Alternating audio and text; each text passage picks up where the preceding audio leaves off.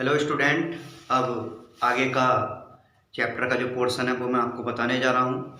देखिए, जो विद्युत चुंबकीय तरंगें होती हैं, अभी लास्ट वीडियो में मैंने आपको बताया कि इसका जो सोर्स होता है वो त्वरित आवेश होता है। और विद्युत चुंबकीय तरंग में क्या होता है, जो वैद्युत क्षेत्र होते हैं और जो चुंबकीय क्षेत्र होता है, ये दोनों तरंग संचरण की दिशा के लंबवत कंपन करते हैं।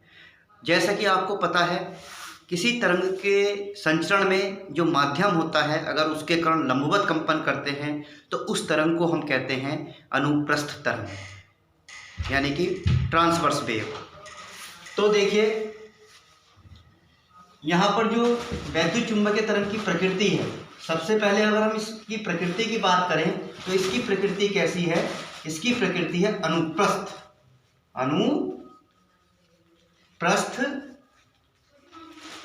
तरंग। ये प्रकृति में कैसी है? ये प्रकृति में होती है अनुप्रस्थ तरंग। अब इसमें जो वैद्युत क्षेत्र होता है और जो चुंबकीय क्षेत्र होता है, दोनों कैसे कंपन करते हैं? वो करते हैं तरंग के संचरण के लंबवत। इसके कंपन कैसे होते हैं? तरंग के संचरण के लंबवत होते हैं। तो आप अगर वैद्युत चुंबकीय तरंग की परिभाषा देंगे तो क्या परिभाषा बनती है? वैद्युत चुंबकीय तरंग की परिभाषा क्या हो गई कि ऐसी तरंग जिसमें वैद्युत क्षेत्र और चुंबकीय क्षेत्र दोनों ही तरंग संचरण की दिशा के लंबवत कंपन करते हैं, वो तरंग क्या कहलाती है? वैद्युत चुंबकीय तरंग कहलाती है। आगे हम बात करेंगे विद्युत चुंबकीय तरंगों के गुणों की। तो देखिए, ये जो विद्युत चुंबकीय तरंगें होती हैं, ये निर्वात में प्रकाश की चाल से गति करती हैं। प्रकाश की चाल कितनी होती है? 3 × 10⁸ मीटर प्रति सेकंड। इसको हम किससे प्रदर्शित करते हैं? इसको हम प्रदर्शित करते हैं C से।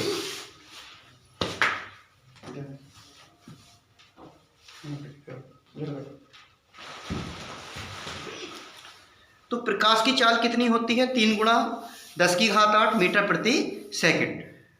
अब दूसरा देखिए, ये जो विद्युत चुंबकीय तरंगें होती हैं, ये क्या होती हैं? उदासीन होती हैं। उदासीन होने का मतलब है कि ना तो ये न्यूट्रली, मतलब ये कहने का मतलब न्यूट्रल होती हैं, ये पॉजिटिवली चार्ज भी नहीं होती हैं और निगेटिवली चार्ज भी नहीं होती हैं।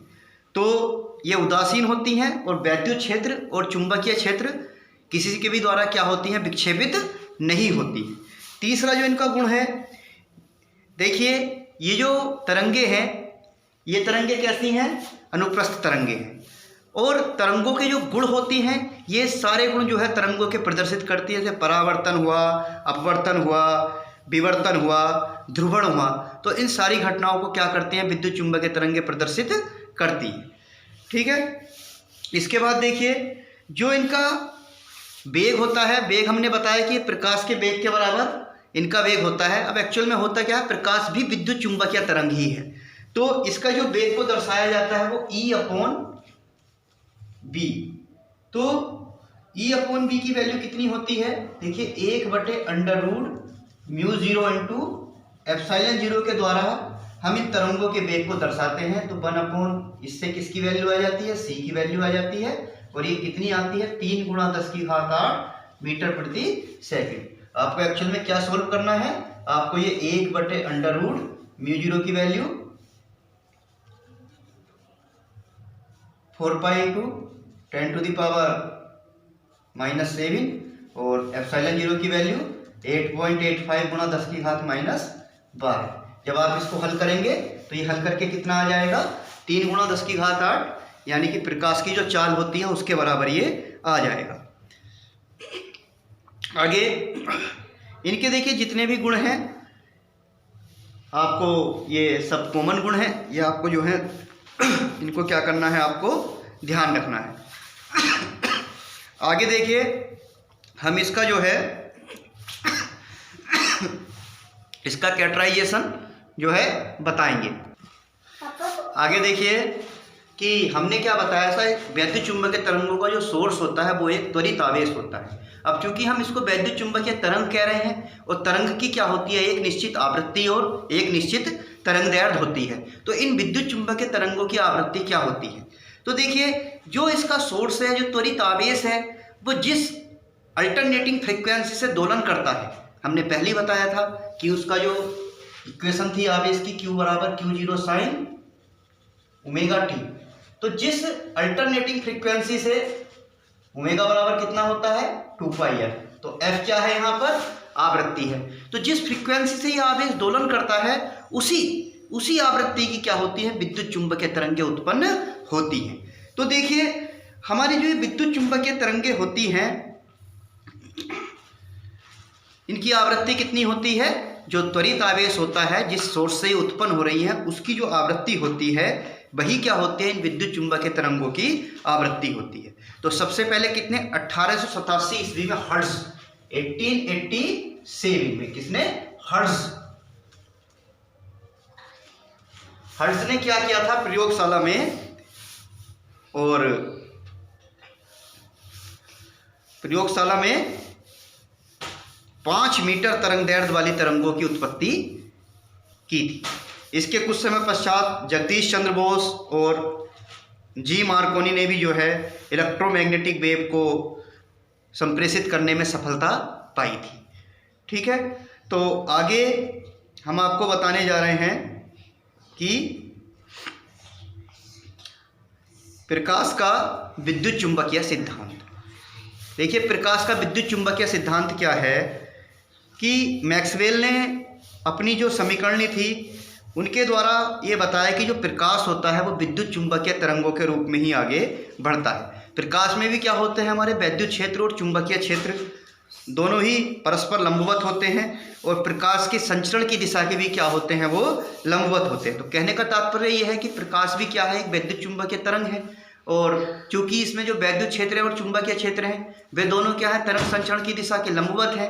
तो इसका तात्पर्य क्या हुआ कि प्रकाश भी क्या है? एक अनुप्रस्थ तरंग है। यानी कि आप क्या कह सकते हैं कि प्रकाश एक अनुप्रस्थ विद्युत चुंबकीय तरंग है।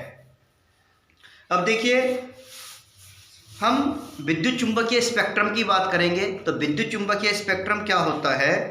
जो हमारी वैद्युत चुंबकीय तरंग होती है, तो उसके तरंगदैर्घ्य के आधार पर हमने जो है एक स्पेक्ट्रम, एक कहने का मतलब है एक क्या बोलते हैं इसको, कि हमने इसको जो है एक तरंगदैर्घ्य के आधार पर इसका एक वर्गीकरण किया है। तो इस वर्गीकरण को हम क्या कहते हैं? विद्युत चुंबकीय स्पेक्ट्रम कहते हैं। तो अब आप इस वर्गीकरण को समझिए कि इस वर्गीकरण का क्या मतलब है। तो देखिए, अब हम आपको बता रहे हैं इलेक्ट्रोमैग्नेटिक वेव का स्पेक्ट्रम। तो जैसा कि आप जानते हैं, दृश्य प्रकाश जो हमारे विजिबल लाइट होती है, विजिबल लाइट हमारे कितने तरह के रंगों से मिलकर बनी हुई है? ये बनी हुई है हमारे 7 तरह के रंगों से, जिसे आपने BIVGYOR विबग्योर के रूप में आप इसको याद रखते हैं। Violet, indigo, blue, green, yellow, orange, red. तो देखिए, इसकी जो तरंगदैर्घ्य होती है वो होती है 4000 एंगस्ट्रम से लेकर 7800 एंगस्ट्रम तक। सबसे कम तरंगदैर्घ्य कितनी है दृश्य प्रकाश में? वायलेट की, यानी कि बैंगनी कलर की।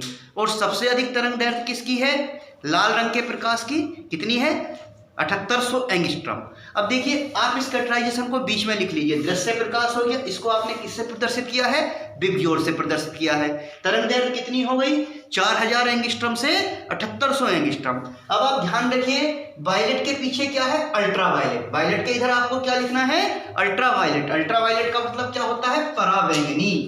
पराबैंगनी आपको पता होगा कि सूर्य से आने वाले पराबैंगनी विकिरण को कौन रोकती है? वायुमंडल में, समताप मंडल में ओजोन गैस। ओजोन गैस जो समताप मंडल में पाई जाती है वो क्या करती है? वो सूर्य के विकिरण से आने वाली पराबैंगनी किरणों को ऊपर ही रोकती है, जिससे हमें काफ़ी सारी बीमारियां जैसे त्वचा कैंसर और स्किन की प्रॉब्लम्स होती हैं, उनसे जो है हमारा बचाव होता है। इसी तरह से इस रेड के इस साइड में आप याद रखिए इंफ्रारेड। रेड के इस साइड आपको क्या याद रखना है? इंफ्रारेड, यानी कि अवरक्त तरंगे। ये क्या होती हैं? अवरक्त तरंगे। रक्त का कलर कैसा होता है? रक्त का कलर कैसा होता है? रेड होता है। तो रेड के साथ क्या हो गई? लाल रंग का रक्त, यानी कि अवरक्त तरंगे, इंफ्रारेड। और वायलेट के पीछे क्या हो गया? अल्ट्रावायलेट, यानी कि पराबैंगनी। ठीक है। अब आपने ABCD तो याद कर रखी होगी, ABCDEFGHIJKLMNOPQRSTUVWXYZ। तो W छोड़िए X और यहाँ लिखिए Y। अब Y नहीं लिखना, इसको बनाना गामा। Y किसके जैसा होता है? गामा के जैसा। ठीक है, तो ये हो गई UV, W को गायब कीजिए, X Y। ये Y नहीं है, क्या है? गामा। यानी कि गामा किरणें, एक्स किरणें, अल्ट्रावायलेट, दृश्य प्रकाश, इंफ्रारेड। इंफ्रारेड। अब रेड के आगे आपको क्या याद करनी है? दो प्रकार की तरंगे और हैं, माइक्रोवेव और रेडियो वेव। यहां आ जाती है माइक्रोवेव और इसके एक और आगे क्या है? Radio wave. Radio wave. तो कितने प्रकार की हो गई ये? गामा किरणें, एक्स किरणें, अल्ट्रावायलेट, दृश्य प्रकाश, इंफ्रारेड, माइक्रोवेव, रेडियो वेव। तो इधर याद रहेगा, वायलेट के इधर अल्ट्रावायलेट, रेड के इधर इंफ्रारेड। तो फिर आपको UV, W, X, Y, Z। तो W को छोड़िए, एक्स किरणें, एक्सरेज आपने सुना होगा, हड्डी वगैरह जब टूट जाती है तो इलाज के लिए एक्सरे किया जाता है। और ये गामा किरणें, ये गामा विकिरण होता है, ये बहुत खतरनाक किरणें होती हैं। जब कभी परमाणु बम का विस्फोट होता है, जैसे कि अमेरिका ने किस पर गिराए थे? जापान पर गिराए थे 6 अगस्त 1945 और 9 अगस्त 1945 को उसके हिरोशिमा और नागासाकी शहर पर जो है अमेरिका ने द्वितीय विश्व युद्ध के दौरान क्या किए थे? परमाणु बम गिराए थे। क्या नाम थे इन परमाणु बम के? जो हिरोशिमा पर गिराया था उसका नाम था लिटिल बॉय, और जो नागासाकी पर गिराया था उसका नाम क्या था? फैटमैन था। तो जो हमारा उस समय विस्फोट होता है, बम का विस्फोट, उससे क्या निकलती हैं? उससे विकिरण निकलता है, उससे गामा किरणें निकलती है। गामा किरणें बहुत खतरनाक होती हैं। गामा किरणों का जो कहने का मतलब है कि जो एटम बम गिरता है उसका असर उस दिन दिखाई नहीं देता है, उसका असर दिखाई देता है 3 दिन बाद, जब वो रेडिएशन निकलना शुरू होता है। आज कितना समय हो गया? 55 और 21, कहने का मतलब है 76 वर्षों के बाद भी जापान में उस परमाणु बम के विस्फोट का, उस रेडिएशन का असर आज तक बना हुआ है। तो गामा किरणें बहुत ज़्यादा खतरनाक होती हैं। तो देखिए, ये जो कैटराइजेशन किया गया है, ये कैटराइजेशन किसके आधार पर किया गया है? ये कैटराइजेशन किया गया है तरंग दैर्ध्य के आधार पर। किसके आधार पर? तरंग दैर्ध्य के आधार पर। देखिए, कैटराइजेशन ये वर्गीकरण फिक्स नहीं है, फिर भी हम इसको लगभग में इतने वर्गीकरण को लेकर चलते हैं। तो सबसे पहले आपको ये पता ही है, दृश्य प्रकाश का कितना है? ये 4000 एंगस्ट्रॉम से लेकर 7800 एंगस्ट्रॉम। याद रखने में कोई प्रॉब्लम नहीं है। दृश्य प्रकाश में आपको बी की ओर पता ही है, तो बी के इधर UV, यानी कि बैंगनी के इधर पराबैंगनी, और रेड के इधर इंफ्रारेड। और आगे आपको दो याद रखनी है, माइक्रोवेव और रेडियो वेव। MR, किससे याद रखना है इसको? MR से। ठीक है, MR। और इधर UV, W, X, Y, Z। तो W को छोड़िए, एक्स रेस, और ये Y के जैसा क्या दिख रहा है? Gamma, gamma rays. तो अब आपको देखिए, कैटराइजेशन आपको बता दिया है। अब देखिए, गामा किरणों की तरंग दैर्ध्य कितनी होती है? गामा किरणों की तरंग दैर्ध्य होती है 10⁻³ एंगस्ट्रॉम से 1 एंगस्ट्रॉम। गामा कितनी होती है? 10⁻³ एंगस्ट्रॉम से 1 एंगस्ट्रॉम तक। 1 एंगस्ट्रॉम कितना होता है? 1 एंगस्ट्रॉम का मतलब होता है 10⁻10 मीटर। 1 एंगस्ट्रॉम कितना होता है? 10⁻10 मीटर। ठीक है, तो गामा किरणों की तरंग दैर्ध्य कितनी होती है? 10⁻³ एंगस्ट्रॉम से 1 एंगस्ट्रॉम तक। गामा के बाद आई हैं आपकी एक्स किरणें। तो एक्स किरणों की तरंग दैर्ध्य कितनी होती है? एक्स किरणों की तरंग दैर्ध्य होती है 1 एंगस्ट्रॉम से 100 एंगस्ट्रॉम। और उसके बाद जो पराबैंगनी है, तो पराबैंगनी की कहां से हो जाएगी? UV की 100 एंगस्ट्रॉम से, और इधर आपको ये दिख रहा है 4000 एंगस्ट्रॉम। तो क्या है? ये तरंग दैर्ध्य का बढ़ता हुआ क्रम है। सबसे कम तरंग दैर्ध्य गामा किरणों की, उससे ज्यादा तरंग दैर्ध्य एक्स किरणों की, उससे ज्यादा तरंग दैर्ध्य अल्ट्रावायलेट रेज की, उससे ज्यादा तरंग दैर्ध्य दृश्य प्रकाश की, उससे ज्यादा इंफ्रारेड की, उससे ज्यादा माइक्रोवेव की, उससे ज्यादा रेडियो वेव की। तो जो रेडियो तरंगे होती हैं, इनको हम दीर्घ तरंगे कहते हैं, इसको सूक्ष्म तरंगे। तो सारी तरंगे जब हो गई, तो यहां हम दो याद रखेंगे, ये सूक्ष्म और ये दीर्घ। तो सूक्ष्म यानी कि माइक्रोवेव, और दीर्घ से क्या हो जाएगा आपका? ये रेडियो वेव। रेडियो वेव क्यों बोलते हैं? क्योंकि ये रेडियो जो हमारा चलता है रेडियो, उसमें जो है इनका प्रयोग होता है, इसलिए इनको क्या कहा जाता है, रेडियो वेव कहा जाता है। ठीक है, तो देखिए, तो आपको 3 अंक याद रखने हैं, 10 की घात -3, 1 और 100। इस साइड आपको 3 याद रखने हैं, 10 की घात -3, 1 और 100। तो 10 की घात -3 एंगस्ट्रम से 1 एंगस्ट्रम, 1 एंगस्ट्रम से 100 एंगस्ट्रम एक्स किरणों की हो गई, और 100 से ये 4000 किसकी हो गई, अल्ट्रावायलेट की हो गई। आगे 4000 से 7800 दृश्य प्रकाश, ये आपको दिख ही रहा है। दृश्य प्रकाश कितना हो गया, विजिबल लाइट, विजिबल लाइट हो गया 4000 एंगस्ट्रम से 7800 एंगस्ट्रम। और इसके बाद आपका क्या है, इसके बाद है आपकी अवरक्त किरणें। तो अवरक्त किरणों के लिए आपको यहां पर फिर 3 चीजें याद रखनी है। ये 1 मिलीमीटर 7800 एंगस्ट्रम से कितना, 1 मिलीमीटर। इसके लिए क्या याद रखेंगे, इंफ्रारेड के लिए पहले 1 मिलीमीटर तक है। तो 7800 से कितना हो गया, 1 मिलीमीटर। कौन हो गया, इंफ्रारेड। और ये माइक्रोवेव कितनी हो गई, माइक्रोवेव की हो जाएगी आगे 1 मिलीमीटर से 1 मीटर, 1 मिलीमीटर से कितना, 1 मीटर। और ये लास्ट में है रेडियो वेव। तो रेडियो वेव की कितनी है, लगभग 1 मीटर से 10 की घात 5 मीटर। तो आपको ये कैरेक्टराइजेशन जो है याद रखना है। तो ये पृथक्करण जो है हमारा स्पष्ट नहीं होता है, लेकिन फिर भी आपको इस कैरेक्टराइजेशन को याद रखना है। तो देखिए, इसमें आपसे क्या प्रश्न पूछे जाते हैं, इसमें आपसे प्रश्न पूछ लिया जाता है कि एक तरंग है, उसकी जो तरंग दैर्ध्य है वो 50 एंगस्ट्रम है। कितनी है उसकी तरंग दैर्ध्य, 50 एंगस्ट्रम है। तो बताइए वो कैसी तरंग है, वो एक्स किरण है, गामा किरण है, अल्ट्रावायलेट है, कैसी है। तो आप देखिए 50 एंगस्ट्रम आपका कहाँ आएगा, 50 एंगस्ट्रम आपका एक्स में आएगा, 1 एंगस्ट्रम से 100 एंगस्ट्रम।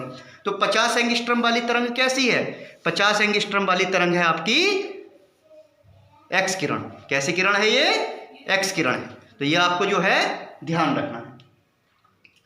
और आपको ये ध्यान रखना है कि ये जो है ये तरंग दैर्ध्य का बढ़ता हुआ क्रम है, और इस तरफ से राइट से लेफ्ट क्या हो जाएगा, आवृत्ति का बढ़ता हुआ क्रम होगा। क्योंकि जो आवृत्ति होती है, आवृत्ति क्या होती है, आवृत्ति का फार्मूला क्या होता है? आवृत्ति nu equal to C upon lambda. तो अगर लैम्डा ज्यादा होगी तो तरंग दैर्ध्य क्या होगी, कम होगी। ये दोनों एक दूसरे के क्या होते हैं, व्युत्क्रमानुपाती होते हैं। तो मैंने क्या बताया था, आपका लेफ्ट से राइट की तरफ जो है तरंग दैर्ध्य का बढ़ता हुआ क्रम है, और राइट से लेफ्ट की ओर आवृत्ति का बढ़ता हुआ क्रम है। तो आपको पता है एनर्जी E बराबर कितनी होती है, एनर्जी E बराबर होती है h न्यू, यानी कि आवृत्ति की वैल्यू जितनी ज्यादा होगी तरंग की ऊर्जा उतनी ही ज्यादा होगी। तो लेफ्ट से राइट की ओर हमारी आवृत्ति क्या होती चली जाती है, घटती चली जाती है। लेफ्ट से राइट की ओर हमारी आवृत्ति क्या होती है, घटती है। तो सबसे ज्यादा आवृत्ति क्या है आपकी, लेफ्ट में है, जिधर तरंग दैर्ध्य कम है, और इस तरफ आपकी आवृत्ति क्या है, कम है, उधर आवृत्ति ज्यादा है। तो कहने का मतलब है कि जो गामा किरणें होती हैं इनकी जो एनर्जी होती है बहुत ज्यादा होती है, क्योंकि गामा किरणों की फ्रीक्वेंसी क्या होगी, ज्यादा होगी। गामा किरणों की तरंग दैर्ध्य कम तो फ्रीक्वेंसी ज्यादा, और फ्रीक्वेंसी ज्यादा तो एनर्जी ज्यादा। तो कहने का मतलब है लेफ्ट से राइट हमारा क्या होता है, देखिए लेफ्ट टू राइट तरंग दैर्ध्य क्या होती है, तरंग दैर्ध्य लैम्डा बढ़ती है, आवृत्ति न्यू घटती है, और ऊर्जा ये भी क्या हो जाएगी, जब न्यू घट रही है तो ऊर्जा भी क्या हो जाएगी, ये भी घटेगी। तो सबसे ज्यादा एनर्जी किस में हुई, सबसे ज्यादा एनर्जी हुई गामा किरणों में, और सबसे कम एनर्जी किस में हुई, दीर्घ तरंगों में। तो ये कैरेक्टराइजेशन आपको जो है याद रखना है। Thank you.